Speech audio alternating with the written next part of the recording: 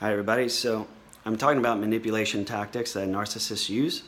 I want to talk to you about something called triangulation. Triangulation is hugely powerful, especially when it's combined with something like gaslighting. There's another video on gaslighting. If you haven't seen it, check it out.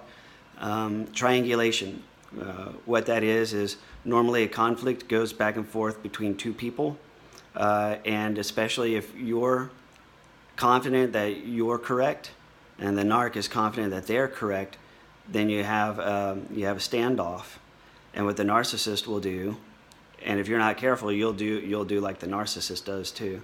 They recruit a third person, right? So sort of like a tiebreaker. And this is very common in a non-malicious use. I mean, they're called counselors and therapists.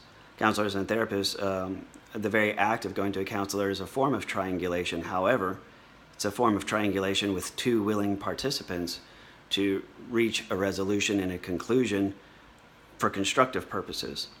A narcissist does not use healthy triangulation, nor do they use it with the intent of healing and making everything better. They use triangulation to make you believe that you're wrong. They use it to make you doubt yourself. And ultimately, they do it to exhaust you, to build your insecurity, and to make you weaker so they can abuse you further. If you're an abuser, you want your victim to be weak. And think about it like this. You always see in movies, before they torture somebody, they beat the living shit out of them, right? So you have somebody who's, nice and strong and resilient and resistive. They beat the holy shit out of somebody, and then they put them on the torture table. Why? Because it does no good to torture somebody who's strong, right? So that's how emotional abuse works. They keep you weak emotionally. They kick the shit out of you first, and then before you can recover your strength, then they start torturing you, right? So, but let's talk about how they use triangulation for that. And several of my other videos, I give the example of a male narc who comes home talking about Jane at work. And some of these encounters could be completely made up, or they could have a very small grain of truth to them. Like maybe Jane was, just honestly reaching into the cabinet for her coffee mug, maybe lost her balance because she was standing on pumps and, kind of, bumped into him, right? So just that happening is completely innocent, but then a narc can take that and go home and say, yeah, so I was making coffee this morning.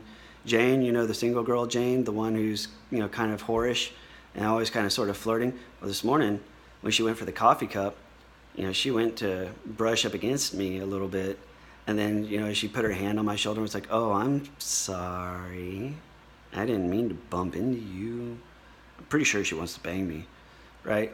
So, and, if you recognize the fact that they're doing this just to start a conflict or to make you insecure, and you start to resist against that concept, then later on y'all might be out drinking with friends or whatever, and they'll make the topic wander to flirting and flirty behavior, and they'll ask their buddy right there in front of you. They'll say, "Hey, so let me ask you a question. If a chick comes up to you and goes out of her way to make physical contact with you, doing something seemingly innocent, right? Like reaching for a coffee cup, even though I'm standing right there, doesn't ask me to move or doesn't try to do anything, just, glides right up next to me and just brushes up against me, reaching up and, oops, did I rub my boobie on you? I'm sorry, I didn't mean to do that." You think she wants to bang me? You think that's flirting? Or do you think that that's honestly just an accident? And keep in mind, the original event was honestly just Jane reaching into the cabinet to, get her damn coffee mug. And who's to say that maybe she was in the middle of reaching for it and your narc was the one who clumsily bumbled up to the coffee pot while she was reaching up, and he was the one who brushed her boobie. She didn't want to say anything about it because no girl wants to be that girl at work throwing around accusations about another male worker, about how somebody copped a feel with the side of his arm, because that's totally how men go about groping boobs. Yeah, instead of just grabbing it with the hand, right? Because the shoulder's where it's at. See what I mean? So a narcissist can take this seemingly, what is, in all truth, an innocent situation for which there's absolutely no ill will, and now fabricate it to where Jane's a little whorish, Jane's kind of slutty, Jane wants to bang you, Jane's flirty. And he could have very well been the creeper who brushed her boob in the first place and relied on, the fact that the workplace is the workplace the way it is. I don't know, just show of hands, how many girls have had a guy, accidentally brush into them in some way, making the boob contact with a non-hand part of the body. Just because he didn't use a hand doesn't mean that there wasn't intent, right? Or am I crazy? Am I crazy? Is he crazy? Is he a creep? Most girls just push it from their mind because it's easier to just think, well, maybe yes, maybe no, who knows? I'm not physically harmed, so whatever. I'm not going to make a big deal out of it. My guess is fair share of you ladies out there have had that happen at the workplace. But I don't know, because I'm a dude, and chicks don't exactly go ball brushing, right? It's kind of hard to accidentally brush somebody's balls with your shoulder. I can't imagine how on earth that could ever happen. But the workplace would be a strange place if all of a sudden girls started ball brushing with the side of their arm or their shoulder or their back or whatever. I mean, anyways, I'm digressing.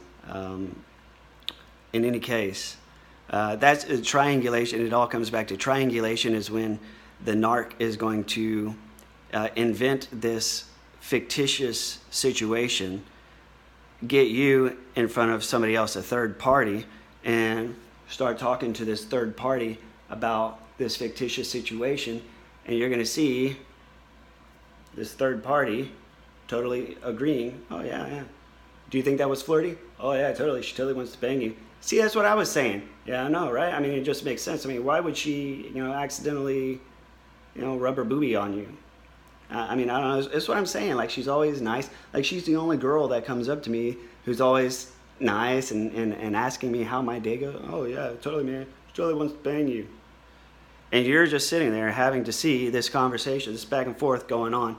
And the narc is pulling the strings because the entire point of this is to say, he's right, you're wrong, you're crazy.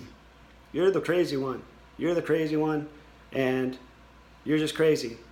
He's right. You're wrong. You're wrong. You're wrong, and you're stupid. You're stupid, and you're insecure. And so then, that's the message that you get from somebody not in your relationship.